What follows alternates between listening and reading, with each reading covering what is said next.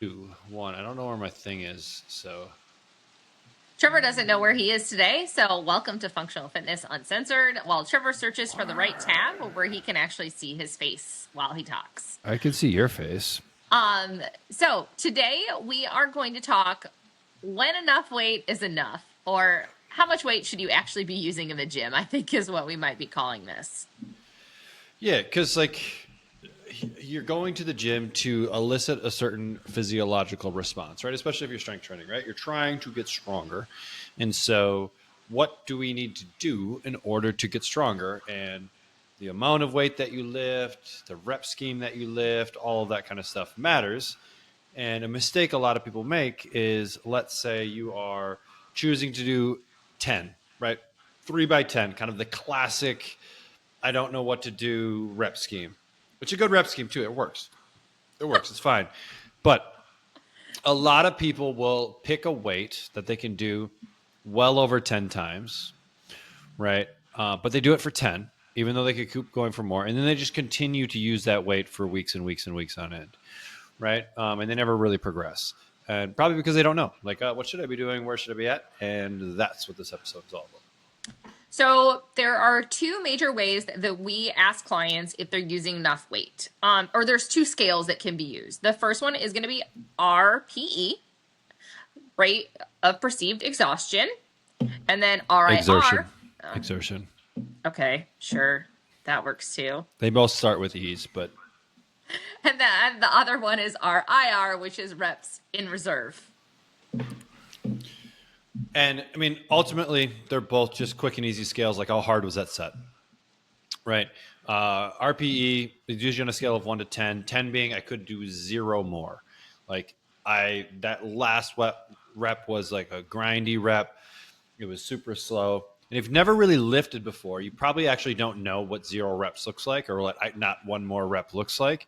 A good way to find that out is to go on like a machine, like a chest press or a row machine or something like that. Something that there's no like call it suspended load, right? Where I'm not holding dumbbells out over top me or like a bar in front of me or anywhere else. Like with a machine, like you either pull it or you don't, and then when you get done, you just kind of hopefully you slowly lower the weight stack, and you don't bang the weight stack and make everyone look at you in the gym.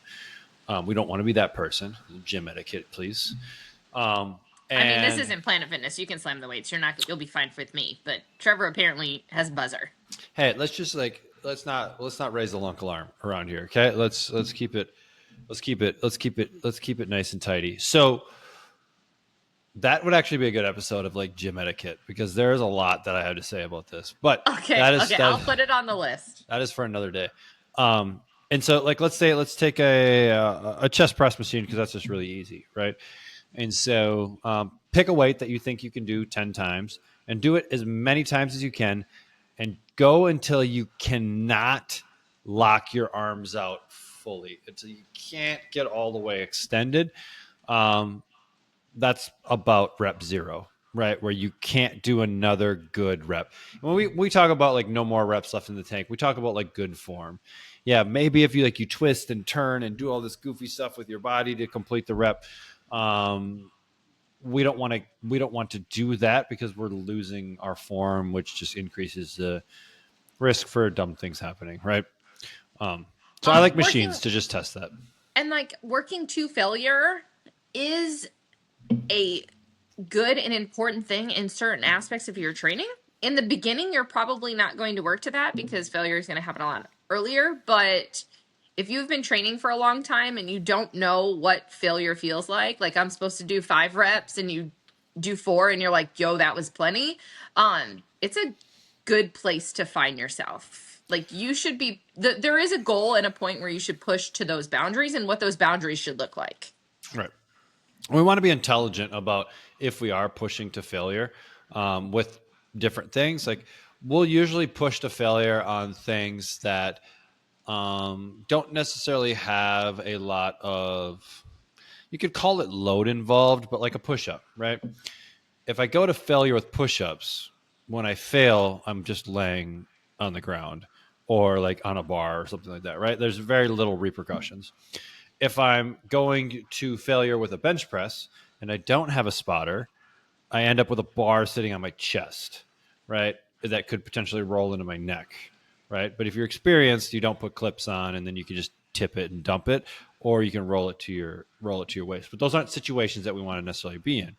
Same thing with squats. Like going to failure with a barbell back squat bar on my back, like I probably need safeties. I should have stuff there so that when I can't get back up, the only other option is to go down, and we want down to stop at some point and not down be on the ground with a bar like on top of your mangled body. So like there's enough, just go on YouTube and type in like squat fails or something like that, and you'll kind of see what could happen when we're dumb. So don't be dumb. Use safeties, use safety bars, use a spotter, things like that if we do want to figure out what it is. But like I don't care how old you are. I think there is a lot of benefit to understanding what no reps in the tank feels like.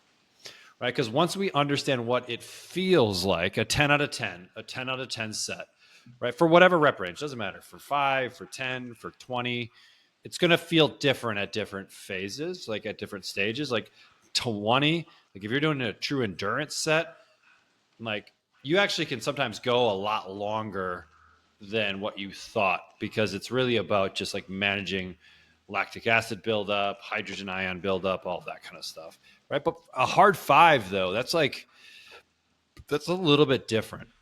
They're very different. Not even just a little bit. They're very different. So sometimes it's good to like explore those a little bit, but I think a nice place is like 8 to 10. If you're new, that's enough reps where you're going to get the first 6 pretty well, and then it'll start to slow down and you'll have to grind through it. But you just understand that feeling. Now, once I understand that feeling, like as an experienced lifter, you probably know about 3 reps before you hit your end. So I know if I have about 3 reps left, I know about where I'm at. Is this going to be my last 3? Do I have 5 left in the tank? Am I not even going to get 3 more? Like, just by the speed of the movement, what's going on, all those things play into it, right? And so we could do this safely from a machine, because then if you don't get there, great, whatever, like you just set it down. But we understand that feeling. And now when I understand that feeling, I can start to I personally like reps in reserve a lot more than rate of perceived exertion. Just because rate of perceived exertion is kind of like, but reps in reserve is really clear. Like, all right, cool. How many more could you have done? 2 more, 5 more, 10 more? And that's a question we ask all the time is, if you had to, how many more reps do you think you could have done? And then sometimes we'll have our clients actually on their last set use the same load that you used on your second set. And I want you to just do as many as you can. We usually like cap it on like 4 to 6 above what their rep scheme was for that day. Like if they're doing 8, I'm like, hey, just stop at 12. If you get to 12, cool. We know that we got the load wrong and we need to fix it on the next set. But you'll get a pretty good stimulus for that particular set, right? And so once you get an understanding of this, reps in reserve is a really good thing. And we probably want, depending on the rep range, but like a 2 to 3 if you're more of a beginner, right? If you're getting more advanced, 1 to 2 can be a good kind of model for you to like, was that heavy enough or not? Well, and sometimes reps in reserve, like how many you want you to have, might be that maybe you did your first set and you were doing heavy stuff, 3x6 or 8 reps. And then your next set, we were doing maybe more accessory work and we were being 3x12. If I'm doing where you're doing 3 to 12, 3 to 15, I might want you to have 2 to 3 left in the tank after we pushed really hard on this first stuff. So there can be some differences to also where you were in your workout and where that is. So like knowing, okay, hey, I'm doing a little bit more volume, but we're doing more accessory work. All of my reps should be clean. All of them should be in good technique, all of that stuff. We're not trying to see any breakdown in the movement too. And you don't like, so there's some kind of schools of thought that talk about like, you have to go to failure, but the data really doesn't support you have to go to failure. But the data does support that you have to get close. Like you have to get close. And so at the beginning, we can adapt from a strength standpoint to almost anything, right? Anything new, regardless of the load, is probably going to create an adaptation where you're going to get a little bit stronger. And it's mainly because your brain is just getting better at organizing the right motor neurons to execute the thing that you're trying to do, right? It's like movement efficiency. We're just getting better at doing the thing. But as we think about starting to build muscle and really start to build strength, we have to get pretty close, Like, we don't have to go to failure. Like, you don't have to go till exhaustion. I can't do another single rep, but we have to get pretty close. And so the mistake I see a lot of people get to, and this is irregardless of age, right? Even if you're 90 and you're in the gym, we have to find ways to challenge. That challenge might be different, right? We might not be pulling 400 pounds off the ground. Like, if you're 90 years old and you still are, like, well done. I would probably like argue some risk to reward stuff there, but that's for another day. But it's appropriate for you, and that's where reps in reserve works really well, because it's just it adapts to who you are, what skill you have, where you're at. Like, it doesn't matter. And so we just need to start getting close to that. So a good way to test it, like we just talked about earlier, right? On your last set of the day, use the same load that you used for your previous set and just do as many as you can safely, right? Make sure we're picking exercises. Like, don't be dumb about this, right? Like, if stuff starts to feel weird, like, end the set. Like, as a lifter that wants to continue lifting for like the rest of your life, which you should, right? You should want to strength train for the rest of your life. We have to understand when our body is telling us like, that's enough, or, oh, that felt kind of weird, right? When we continue to push through that felt kind of weird, that's when weird stuff happens. And if less weird stuff happens, we get to train more often, which means we get stronger. If we don't listen to weird stuff, then things start to get weird, and then we can't train as often and we don't get as strong. And that's just stuff you learn as you are in the game longer.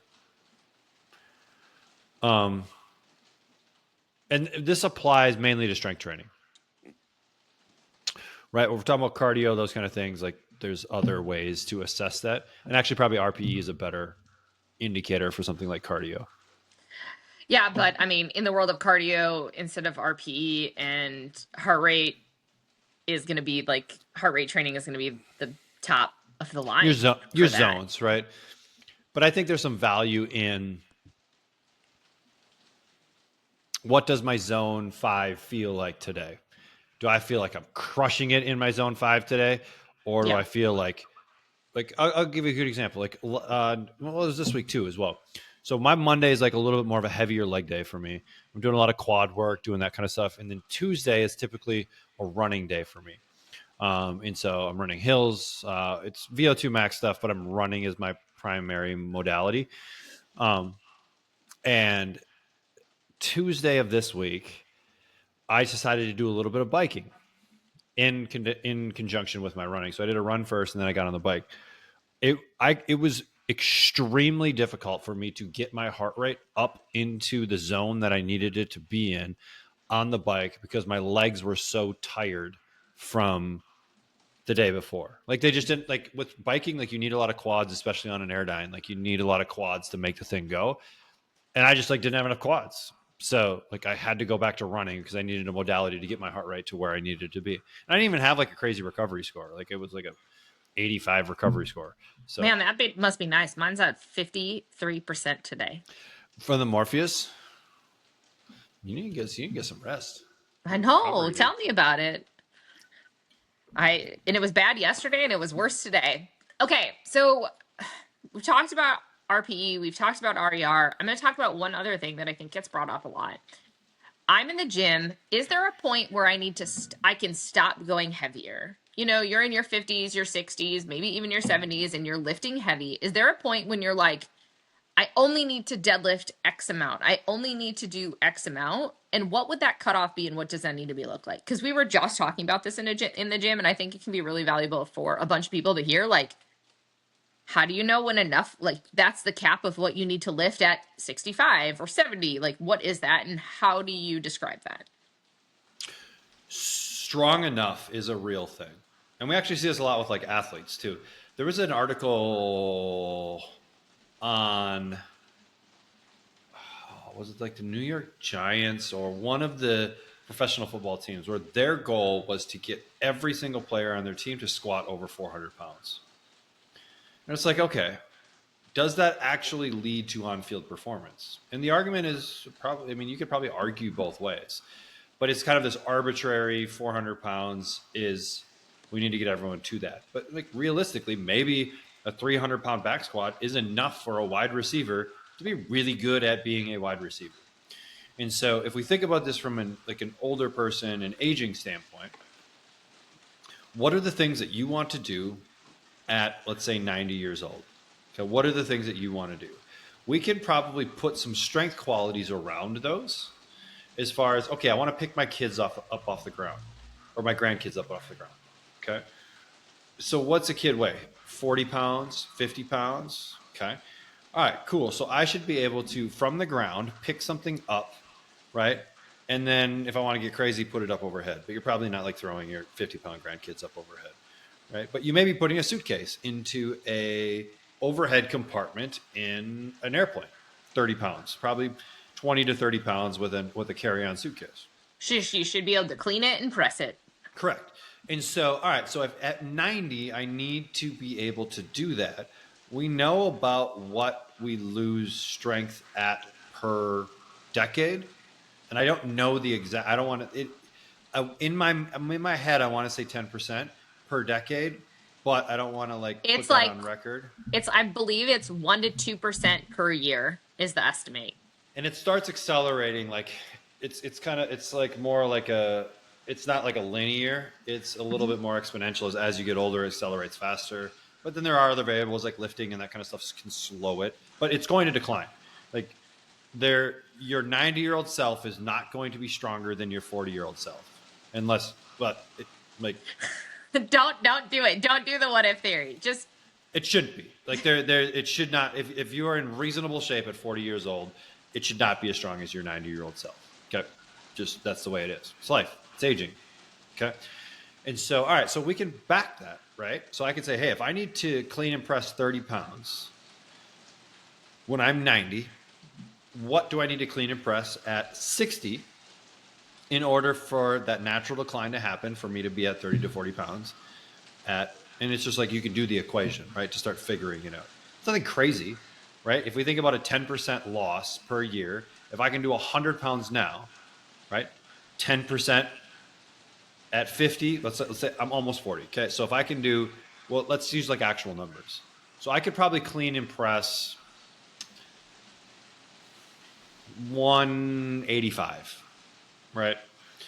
And so if we take that, what's 10% loss of that? 18.5. Okay, so now we are at what? 185 minus 18.5. Okay, so now we're at 166.5, and now I'm 50 years old. Okay, another 10% loss, so now we're at, let's say, 16. So minus 16. Now I'm at 60 years old, and I'm doing a 150-pound overhead press. Okay, now let's do another 10 or another 10%. That's another 15 pounds. So now I'm minus 15. Now I'm at 135 pounds at what, 70? Is that where we're at? Okay.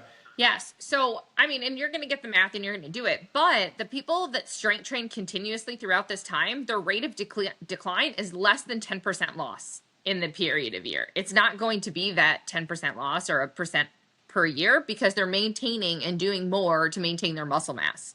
So the likelihood that you're actually losing 10% is probably even less. True, 100%.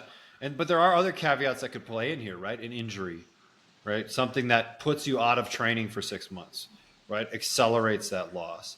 But I mean, you can start doing the math. So I'm at 122 at 80, right? And let's go another decade minus another 12. That puts me at 110, right? So theoretically, if we went a 10% loss decade over decade from now until I hit 90, I should be able to do 100 and let's call it 115 pounds, right? Actually, let's call it 100 pounds, right? When I'm 90 years old of a clean and press, theoretically, right? So that would suffice to say that I should be able to take something and put it up over my head, right? And so we run into stuff with deadlifting and those kind of things. I probably think about this more from quote unquote higher risk exercises.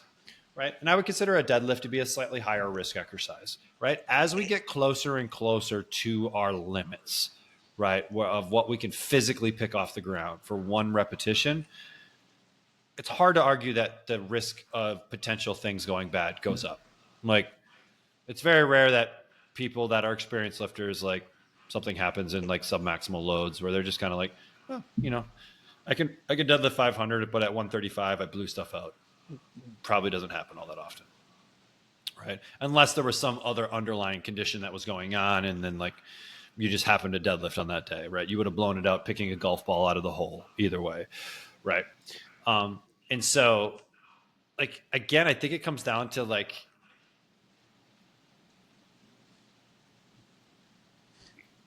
one, so we have to be strong enough. And I think going by like body weight is a good one as well. Can you deadlift your body weight? Right? Like throughout your entire life, are you able to deadlift your body weight? Right? And I think you're going to be probably be pretty strong. Can you hang from a bar for a minute as a female, 2 minutes as a male? Just hanging there, right? Because that will give us a good indicator on like our grip strength. If you can't hang from a bar for a minute, like as a female, we probably got to work on some things. It may be a body composition thing that it's just too much weight, right? But it could also be a strength thing. So how we can get around the weight thing is just take your body weight, right? Put half in each hand and go for a walk. Well, so really interesting. There was a research study, and it was in your fifth decade, so in your 40s, you should be able to suitcase carry 80% of your body weight. And do you know what everyone in the gym did? They went inside. Like, I posted it, and a bunch of my clients were like, let's see if I can carry 80% of my body weight. Do you know what they do now when they do suitcase carries? My suitcase, and you need to be able to carry it for a minute. A minute. Okay. A minute. And then I did a 10% decline for later decades, but those clients that were in later decades are now carrying 70 to 80% of their body weight in their sixth or seventh decade. Like, that's where we need to be looking. It's like, what do I want to be able to do? What am I capable of doing?